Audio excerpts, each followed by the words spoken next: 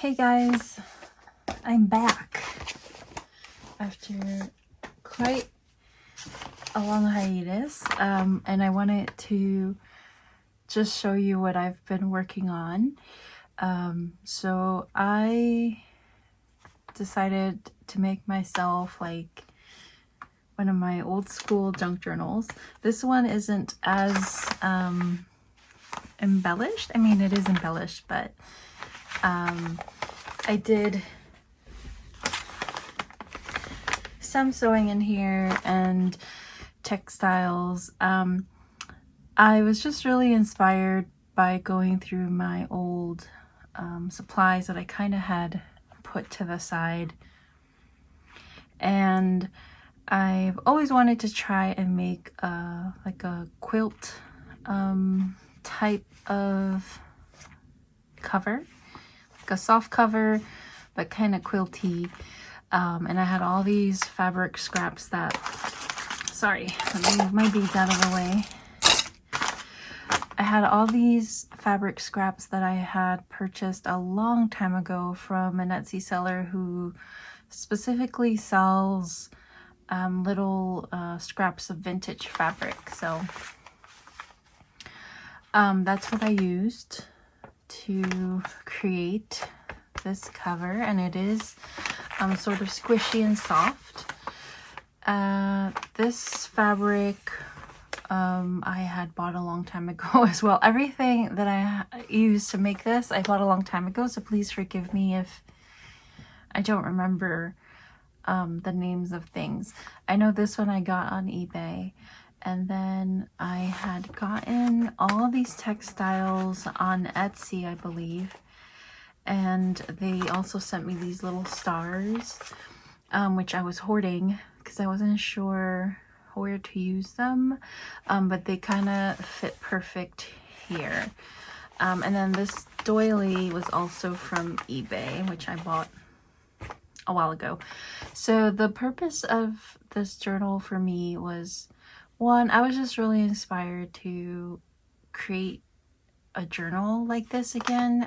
It's been quite some time, probably like 2 years since I've created this sort of type of journal, and I just really miss like the sewing. I hadn't sewn in such a long time in my journals, and I miss textiles, and so yeah, that's that. And then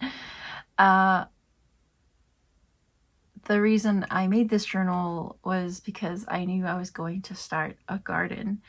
My yard is a decent size. I wouldn't say it's, you know, huge, and it's not small. It's somewhere in the middle. But my dogs are getting older. They're not like needing as much space to run around like they used to. They pretty much stick to their little spots in the yard, and so I thought now would be a good time to start a little garden. You know, I wanted to keep it simple and small at first, and then kind of work my way up. And I'll like maybe put some footage at the end of this video of how it's looking and all that. But anywho, I did use a Graphics 45 or Graphic 45. I don't remember the name. I did use a Graphic 45 paper pack. I think it's called like Woodland something. And it's all these cute like woodland themed papers and journaling cards. I did use some clear plastic to make the pockets in the front because this this fabric was so pretty. I didn't want to like cover it up, so I used some vintage book paper. This is some Edith, what is her name again? I haven't used this stuff in such a long time. I know her first name is Edith, and I don't know her last name, but I used some of her book pages, and I had been hoarding this for the longest because I absolutely adore Foxglove, and I've always wanted to grow it in my garden. I'm a bit late this year, I think, but for next year, for sure. I added, instead of tabs, I added just like textiles to the edge. And I made a few pockets, not too many, just to hold on to some of the journaling cards. I had 2 vintage ledgers that I've been holding on to for a very long time, with the premise that I would scan it and like upload it. Never happened. They just ended up like sitting in a box somewhere. So I said, I'm just going to go ahead and use everything that I've been hoarding and just enjoy it, you know. This is some onion skin paper with like little petals in it. I did some spraying. I used some ledger paper, and then I had a vintage Beatrix Potter calendar. I've used most of it up, but some of the images I of course was hoarding, and this little hedgehog was one of them, so I used them in here.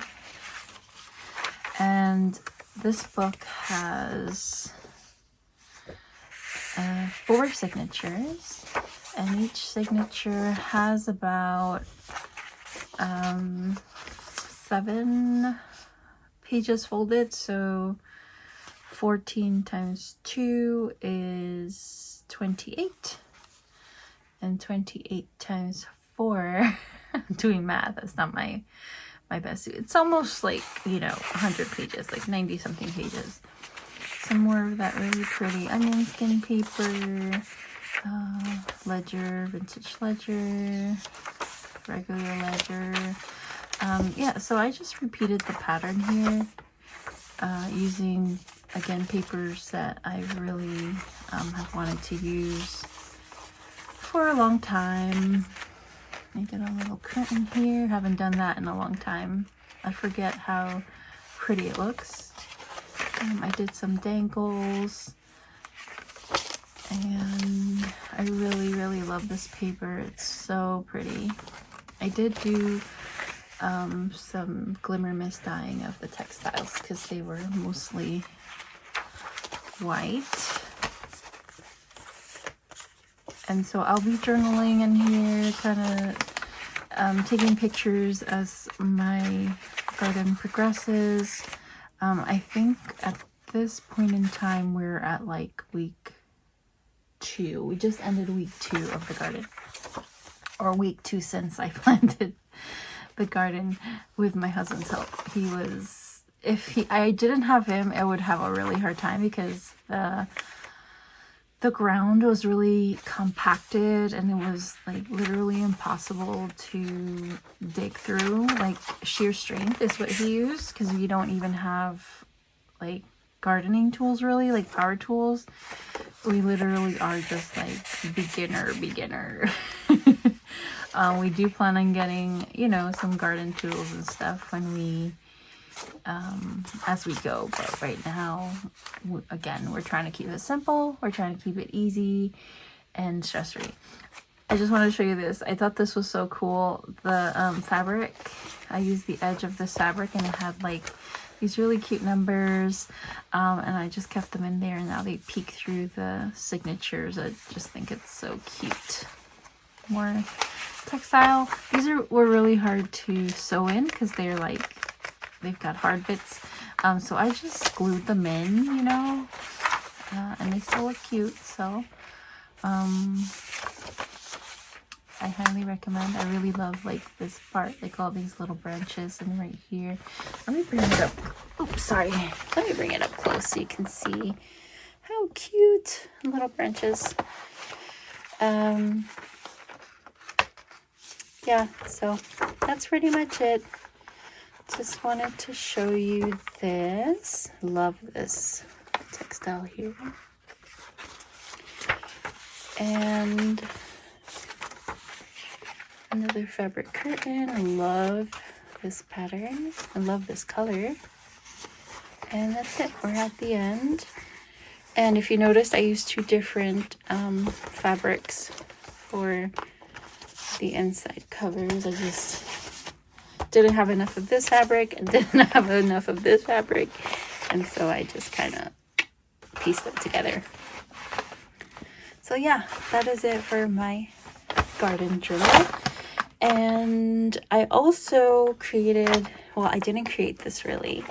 Let me sit down because I'm making a lot of noise with this cover.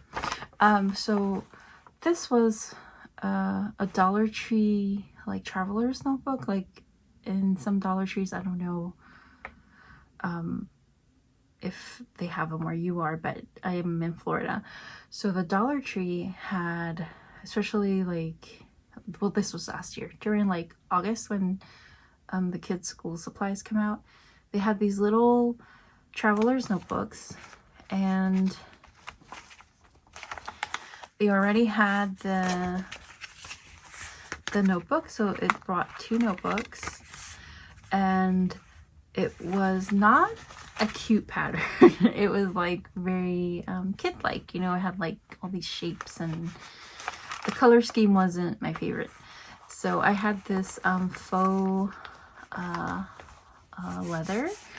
It feels really nice, almost like real leather, but all I did was I cut it to the size of this cover, and then I used Fabri-Tac to attach it.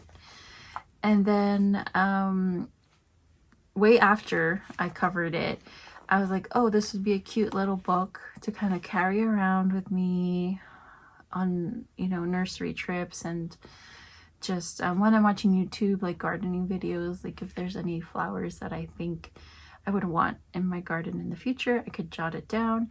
And so when I started using it for that, I had these appliques again that I was hoarding for forever, and I stuck them on here, and they look so cute, like literally so cute. I wish I had a third one to put on the back, but anywho, what am I keeping in here? I'm keeping like memorabilia, I guess you could call it, of stuff that I bought. Like I bought some gardening boots, and then I visited this garden center that was so cute, and she was so nice. And then I visited like the Florida native plant nursery. They have other plants, but they specialize in like Florida native plants. They have like a whole section, and I got a bunch of those, which are still in pots. I'm slowly building, like I said.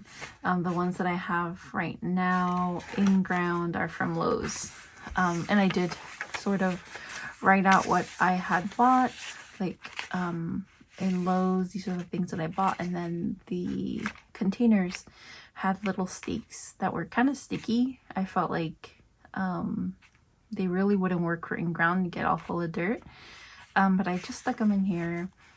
And this is just a piece of elastic from my rain boots. So yeah, I just kept some of the tags, and yeah, these are what I have so far in my garden. And then in the second notebook, which I use as a pen test, and it's actually upside down, but I just kept writing in it. It's just stuff I would like to buy in the future. Like I'd like to get a rain barrel and a compost bin, some like hooks for hanging plants in the front, you know, all the stuff that I would like in the future that obviously, you know, you can't buy all at once. So at least I can't. I have to like save up in order to, you know, get there. So it's just so that I don't forget, because I tend to forget stuff when I don't write it down. So yeah, that is it for my little garden journal and the little garden companion. And stay tuned, because I will film a video of what I have so far.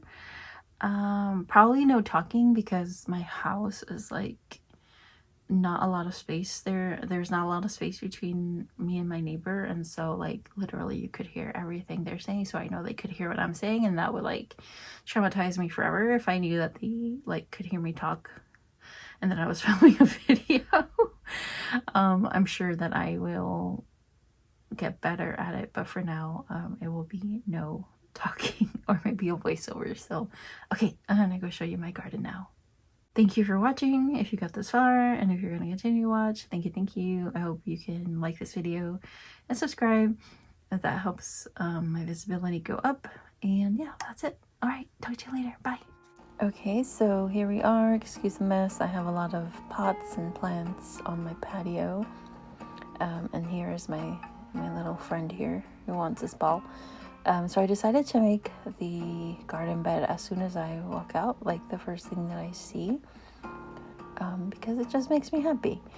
And my grass is atrocious, please excuse that.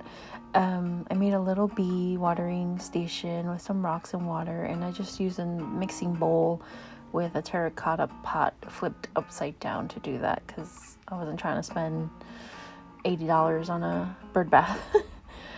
So here we have some sunflowers. I still have them in the nursery pot because I wasn't sure that I wanted to plant them in the ground. I kind of just wanted to move them around as I see fit. And then this is my little garden. It's a butterfly garden, but there's a lot of bees in here too. And I don't know the names of everything, but I know these little pink fluffy bushes are celosia. I think they're so cute. They just look like little fairy houses to me. And this is Angelonia. It's called Archangel. I couldn't pass up that name. I'm not sure what these are, but they're like lower to the ground. And then I have some butterfly bush, which is this, milkweed. Not butterfly bush, milkweed. Here I have a little pentas plant, and these are all plants that do well in Florida, because you know we got that crazy heat. That's my little light up fairy. She lights up at night. I've had that for a long time. I just put her on an empty pot so that she would be higher up in the flowers. But yeah, these little flowers, I'm forgetting, I think it's Gaillardia or something like that. And then this is Russian sage. But the flowers are so cute on this little Russian sage. They're adorable.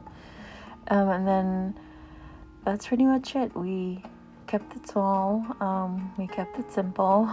I'm showing you, these are so pretty. They look like something out of Charlie and the Chocolate Factory. Rough transition there. I'm just showing you that these are current plants that I need to get in ground. We're going to make a second bed with cement blocks. So I'll maybe show you that in the next video. But these are all Florida natives, and I'm very much a fan of buying native plants where I can, because you know they are better at attracting pollinators, plus also it helps the environment. This is definitely not native. This is hibiscus, which isn't native either, but I just love flowers so much. And here's a little bee pollinating my sunflower. So freaking cute. I love watching the bees. Thank you if you made it this far in the video. I will see you on the next one. Bye!